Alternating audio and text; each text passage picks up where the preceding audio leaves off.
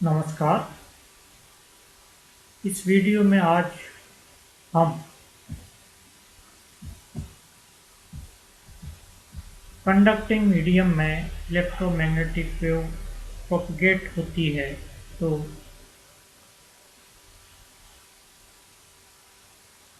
उसकी प्रॉपर्टीज़ में क्या अंतर आता है, किस तरह से हम उसको एनालाइज कर सकते हैं, उसको मैं यहाँ आज बताने जा रहा हूँ। जैसा कि हमको मालूम है, मैक्सवेल की थर्ड रिलेशन हमको देती है del cross E. Third equation हमको देती है del cross E is equal to minus del B upon del T. इसी मीडियम में जिसकी परमिटिविटी एप्सिलॉन और परमिएबिलिटी म्यू होती है, उसके लिए बी म्यू एच के बराबर होता है। अतः थर्ड इक्वेशन को हम लिख सकते हैं del cross E is equal to minus mu del H upon del T. Similarly fourth Maxwell's equation हमको देगी in terms of E and H, del cross H is equal to J plus epsilon del E upon del T. और Ohm's law से हम जानते हैं किसी भी conducting medium में जिसकी कंडक्टिविटी सिग्मा है के लिए current density J is equal to sigma E के बराबर होती है। जे की वैल्यू जब हम इस रिलेशन में रख देते हैं, मैक्सवेल्स की फोर्थ रिलेशन में रख देते हैं, तो हमको ये रिलेशन प्राप्त होगा del cross H is equal to sigma E plus epsilon del E upon del T. Now इस रिलेशन के दोनों ओर कर्ल लेने पर ये हो जाएगा del cross E is equal to minus mu del cross del H upon del T के बराबर। डेल क्रॉस ई को हम पहले भी कर चुके हैं, इसकी वैल्यू हमको मिलेगी del del dot E minus del two E के बराबर। और del cross del E upon del T को हम लिख सकते हैं del upon del T del cross E. और डेल क्रॉस ई की वैल्यू को जब हम minus mu del H upon del T रख देते हैं तो हमको ये रिलेशन देगा,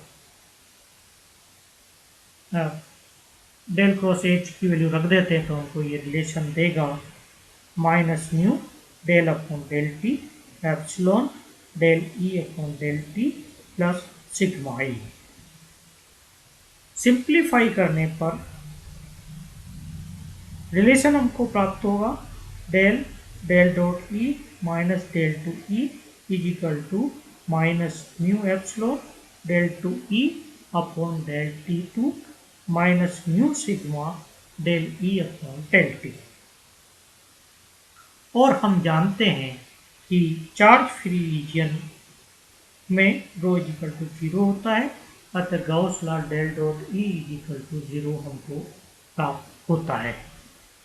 इन उस रिलेशन का इस्तेमाल जब हम करें तो अल्टीमेटली जो रिलेशन हमको मिलेगा वो होगा del two E minus mu epsilon del two E upon del T two minus mu sigma del E upon del T is equal to zero के बराबर।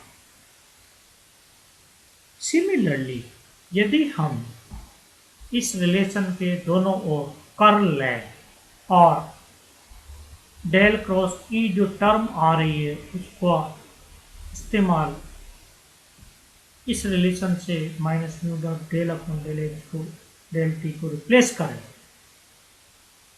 और उसको सिंप्लीफाई करें तो हमको एक और रिलेशन प्राप्त होगा जो कि एच में होगा।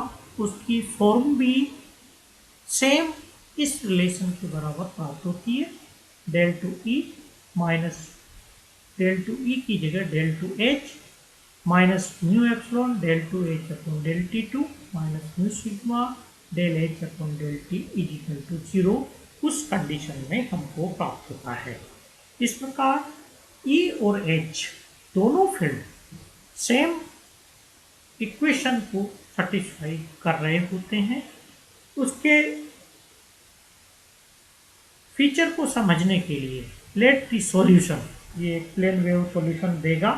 इस प्लेन वेव सॉल्यूशन को हम इलेक्ट्रिक फील्ड के लिए ले सकते हैं E equal to E0 e to the power iota k dot r minus omega t, और मैग्नेटिक फील्ड के लिए इसकी वैल्यू होगी B equal to B0 e to the power iota k dot r minus omega t के बराबर।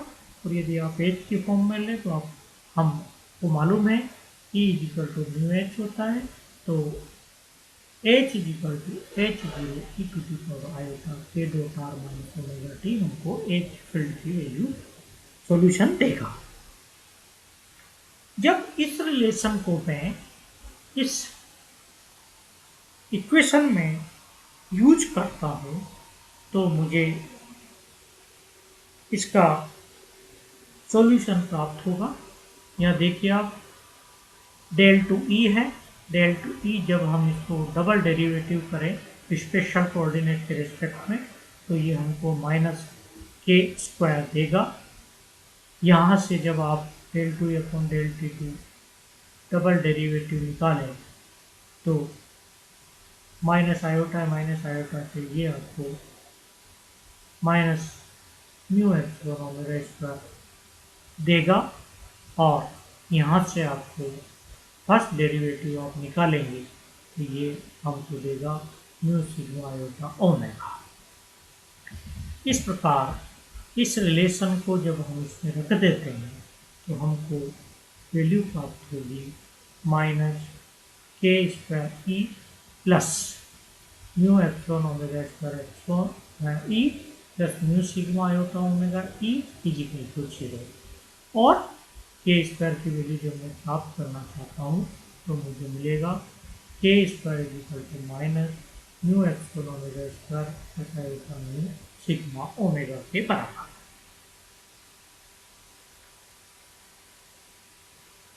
इसमें जो relation मैंने यहाँ लिखा हुआ है, ध्यान रखिए, ये माइनस है, यहाँ प्लस है, ये माइनस हम रखेंगे, यहाँ भी माइनस रहेगा। तो ये जब इधर हो जाता है तो के स्क्वायर आपका हो जाता है, तो माइनस, तो K square equal to minus mu epsilon omega plus iota mu sigma omega हमको प्राप्त होता है। क्योंकि ये एक तरह का कॉम्प्लेक्स क्वांटिटी है, कॉम्प्लेक्स क्वांटिटी को हम alpha plus iota beta form में रियल एल्फा बीटा रियल और इमेजिनरी पार्ट के रूप में इस तरह से लिखते हैं। तो K equal to alpha plus iota beta मानने पर के की वैल्यू यहाँ से हमको प्राप्त होगी under root minus mu epsilon omega square plus iota mu sigma omega के बराबर। एल्फा और बीटा की वैल्यू निकालने के लिए सबसे पहले एल्फा प्लस आयोटा बीटा का होल स्क्वायर करें तो हमको मिलेगा alpha square minus beta square plus 2 iota alpha beta. और इनकी तुलना जब रियल और इमेजिनरी पार्ट के आपस में करें स्क्वायर करने के बाद तो हमको देगा alpha square minus beta square is equal to minus mu epsilon square के बराबर। सिमिलरली रियल पार्ट के बराबर होगा, इमेजिनरी पार्ट के बराबर होगा, तो alpha beta equal to omega mu sigma हमको प्राप्त होगा। इन दोनों रिलेशन से अल्फा की वैल्यू यहाँ से निकाल के जब हम इसमें रख दें तो हमको बीटा की वैल्यू प्राप्त होगी, और बीटा की वैल्यू प्राप्त होने पर से हम अल्फा की वैल्यू प्राप्त कर सकते हैं। इस प्रकार सिंपल मैथमेटिकल कैलकुलेशन का उपयोग करते हुए जब हम इसको सिंप्लीफाई करके अल्फा और बीटा की वैल्यू प्राप्त करते हैं तो ये हमको देगा alpha is equal to omega under root mu epsilon by 2 of 1 plus sigma square upon omega square epsilon square power half minus 1। Beta हमको मिलेगा omega under root mu epsilon by 2 1 plus sigma square omega square epsilon square power half plus 1 के बराबर। इस प्रकार हमने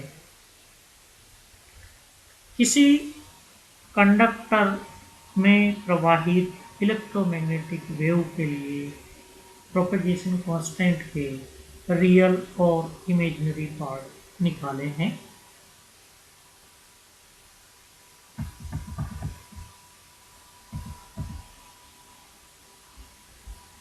और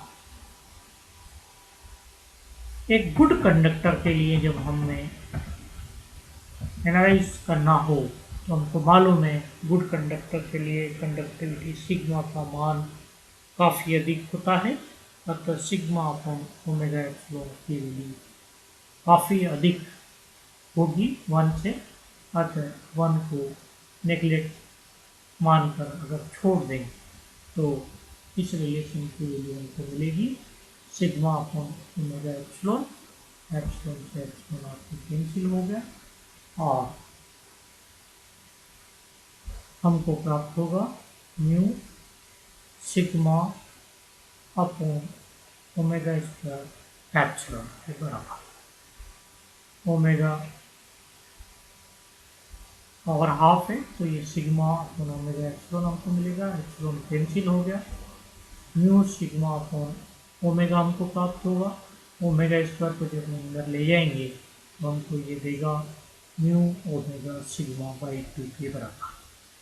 similarly sigma upon omega epsilon very very greater than है 1 good conductor के लिए, तो पुनः इस पूरे ब्रैकेट से हमको मिलेगा सिग्मा अपॉन ओमेगा एप्सिलॉन और एप्सिलॉन एप्सिलॉन से कैंसिल हो जाता है तो म्यू सिग्मा अपॉन 2 ओमेगा हमको मिलेगा। ओमेगा स्क्वायर को जब अंदर करें तो ओमेगा स्क्वायर होगा तो ओमेगा से कैंसिल हो जाएगा।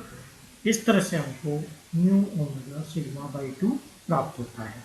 इस प्रकार एक गुड कंडक्टर के लिए अल्फा और बीटा दोनों की वैल्यू समान प्राप्त होती है और उसका जो मान है वो under root mu omega sigma by 2 के बराबर प्राप्त होता है।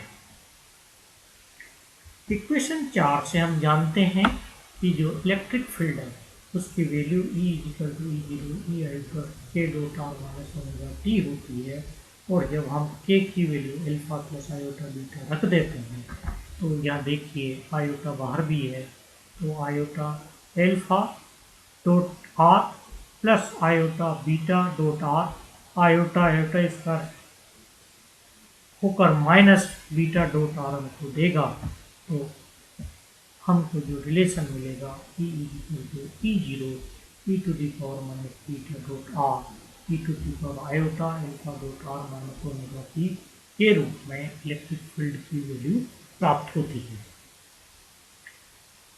जो एम्पलीट्यूड है वो अब डिसिपेटिव फॉर्म में सामने आ रहा है, अर्थात एम्पलीट्यूड डिस्टेंस के साथ एक्सपोनेंशियली परिवर्तित होता है, और जब हम इस r को 1 अपॉन बीटा के बराबर ले लेते हैं तो उस परिस्थिति में इलेक्ट्रिक फील्ड का एम्पलीट्यूड प्रारंभिक एम्पलीट्यूड E0 का 1 बाई ई रह जाता है। ये जो डिस्टेंस d है इसको हम उस पर्टिकुलर मीडियम के लिए स्किन डेप्थ कहते हैं, और यहाँ से हम जानते हैं alpha beta equal to omega sigma by 2 है तो d इक्वल टू हमको मिलेगा under root 2 upon mu omega sigma के बराबर। इस रिलेशन से ये भी स्पष्ट है कि आप जितनी ज़्यादा फ्रिक्वेंसी के सिग्नल को किसी कंडक्टिंग मीडियम से होकर के प्रवाहित करेंगे उतनी ही कम उसकी स्किन डेप्थ होती है, और जो लो फ्रिक्वेंसी सिग्नल्स है उनके लिए स्किन डेप्थ की वैल्यू ज़्यादा प्राप्त होती है। इस प्रकार आज के इस वीडियो में मैंने आपको किसी कंडक्टिंग मीडियम में प्रोपेगेट होने वाली इलेक्ट्रोमैग्नेटिक वेव की प्रॉपर्टीज कैसे प्रभावित होती है उसको बताने का मैंने यहाँ प्रयास किया है। आज का ये वीडियो मैं यहीं स्टॉप करता हूँ। नमस्कार।